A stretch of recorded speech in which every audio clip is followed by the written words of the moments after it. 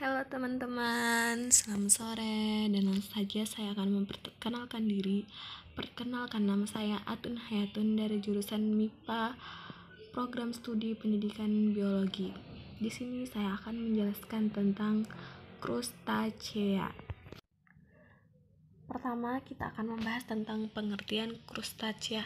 Apa sih yang kalian ketahui tentang krustacea? Langsung saja, krustacea dalam bahasa Latin ialah krusta, berarti cangkang, sehingga krustacea disebut juga hewan bercangkang.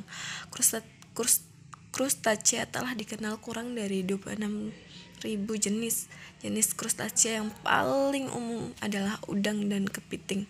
Habitatnya sebagian besar di air tawar dan air laut, hanya sedikit yang hidup di darat. Klasifikasi krustacea dibagi menjadi dua subkelas. Pertama, Enormostracea, udang kecil, ciri berukuran kecil serta merupakan zooplankton yang banyak terdapat di perairan air laut dan tawar.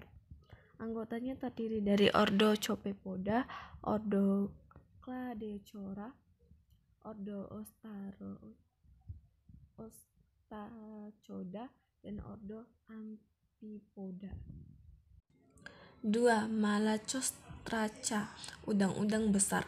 Anggotanya terdiri dari ordo Isopoda, berkaki seragam yang bisa hidup di laut, air tawar maupun darat. Contohnya itu udang belalang. Ordo Descapoda berkaki 10 yang mempunyai 5 pasang anggota gerak pada segmen dada sebagai kaki. Jadinya seperti udang, ketam, kepiting, rajungan, yuyu. Peranan krustacea.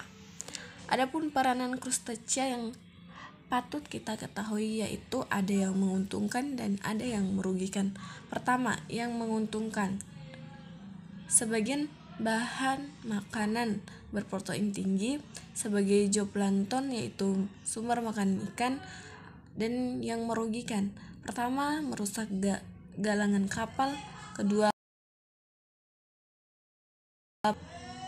merusak pematang sawah atau saluran irigasi. Struktur tubuh.